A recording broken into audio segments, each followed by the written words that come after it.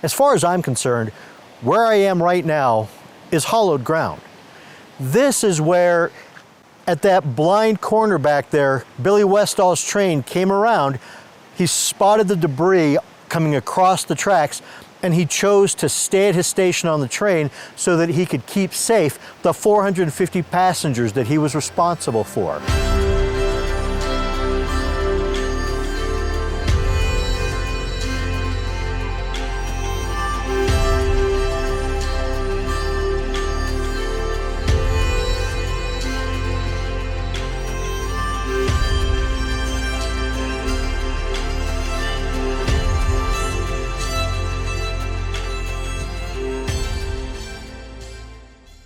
Welcome to Stories from the Midland, historic tales from Teller County and the surrounding areas. In this episode, we're looking back on the heroic actions of engineer Billy Westall.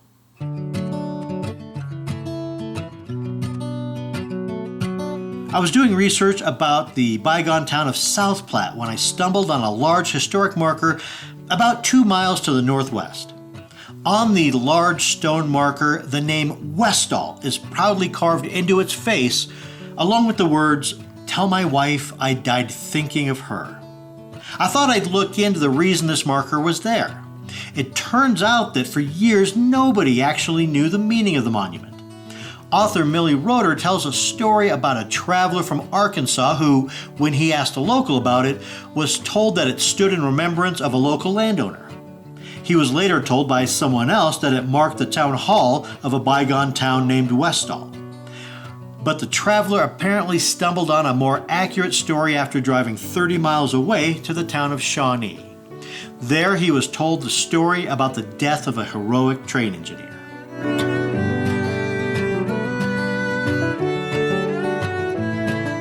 The Denver, South Park, and Pacific Railway Company, also known as the DSP&P, began laying track in 1873 from Denver. It reached Platte Cañon in the spring of 1878 and the town of Buffalo Creek by the middle of 1878. Construction continued on over Kenosha Pass and on towards the Como Roundhouse. At its peak, the line had 335 miles of track running between Denver and the town of Baldwin near the coal fields at the base of Carbon Peak in Gunnison County. This made it the longest narrow-gauge railway contained within the state of Colorado. On August 28, 1898, the date of this story, the railroad was undergoing a reorganization and would become the Colorado and Southern Railway Company, commonly called the South Park Line, 3 months later on October 19, 1898. Platte Canyon was known for regular problems with washouts. The surrounding steep hills were made up of decomposed granite, and since decomposed granite doesn't absorb heavy rainfall, water from frequent storms would run down into the canyon carrying granite and debris with it. This meant that sections of the train tracks could be suddenly buried without warning. Now, you may ask, why didn't they move the tracks more towards the middle of the canyon instead of having it snugged up against the north slope? Well, the portion of the canyon between Buffalo and South Platte was carved by the rugged and powerful North Fork of the South Platte River. It dominates more than half of what would be the floor at the southern slope of the canyon. So, the land against the north slope was really the only area they could build on.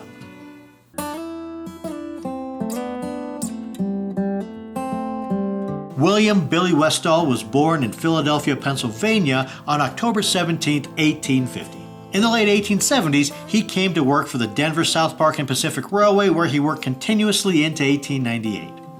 He lost his first wife to mental illness, but was remarried to Nellie E. Putnam on April 25, 1887.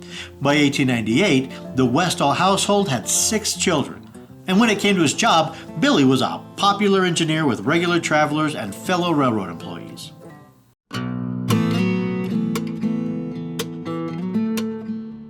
On Sunday, August 28, 1898, Billy, along with fireman Buddy John Nichols, drove their DSP&P train out of the Pine Grove Depot with approximately 450 people on board.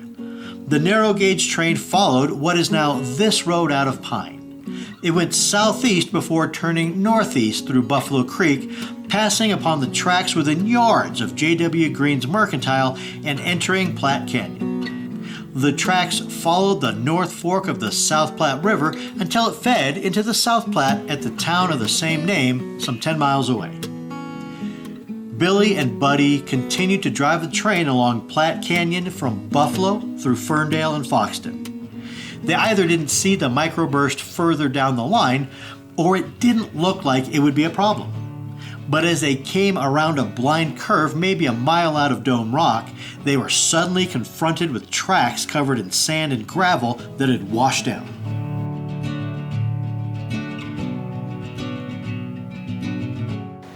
As far as I'm concerned, where I am right now is hollowed ground. This is where, at that blind corner back there, Billy Westall's train came around.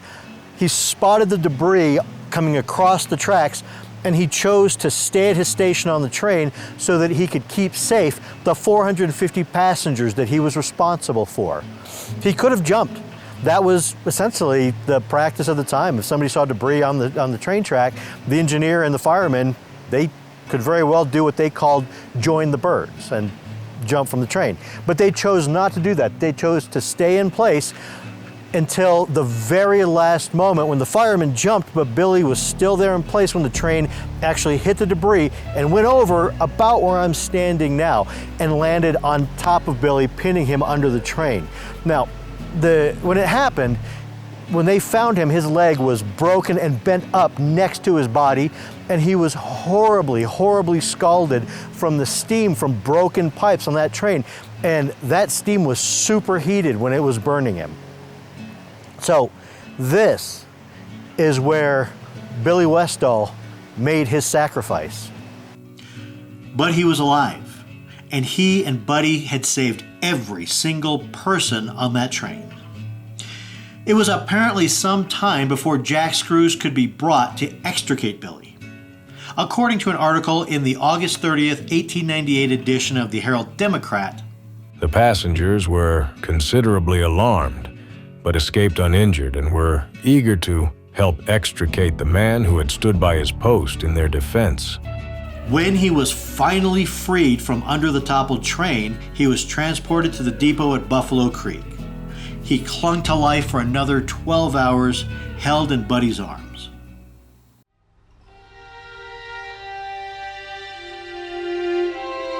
He was broken and burned. He knew he was going to die. He could have called out about his agony or the injustice of his situation. He could have asked for absolution for some perceived past sin, or in some other way asked for comfort. With his last words, he chose to seek comfort for someone else. Before passing from this world to the next, he spoke these words: "Tell my wife I died thinking of her." William G. Billy Westall was buried in Riverside Cemetery in Denver.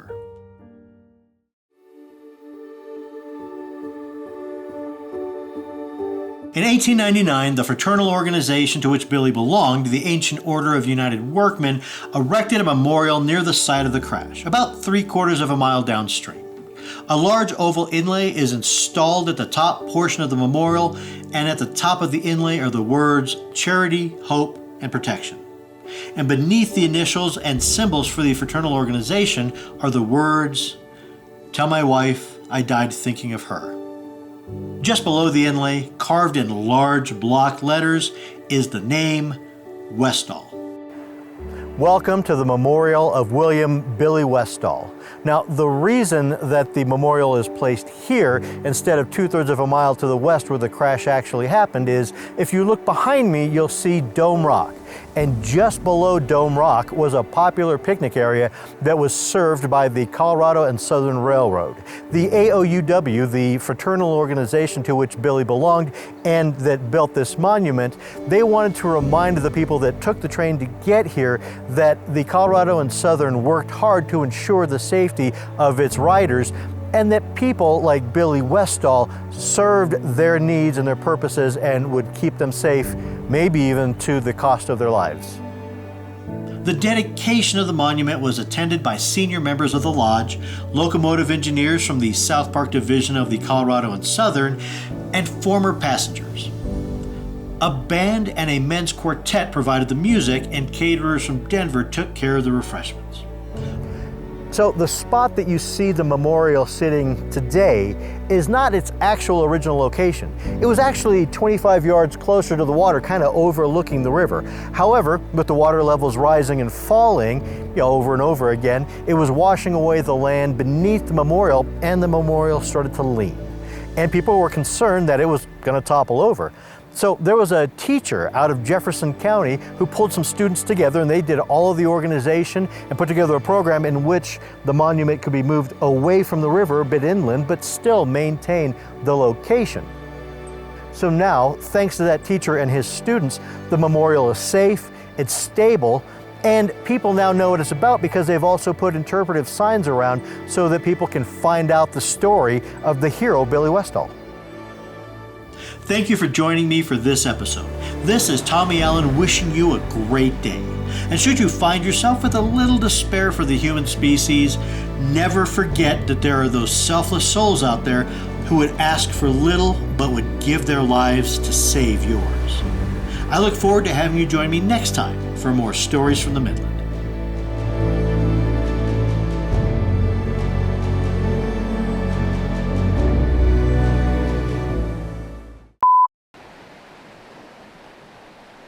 Oh, I didn't record any of that. And when it came to his job, Billy was a popular engineer with regular travelers and fellow railroad. Gosh. Crocs were not the right choice for walking through all of this grass. So now, thanks to that teacher and his, let's see here.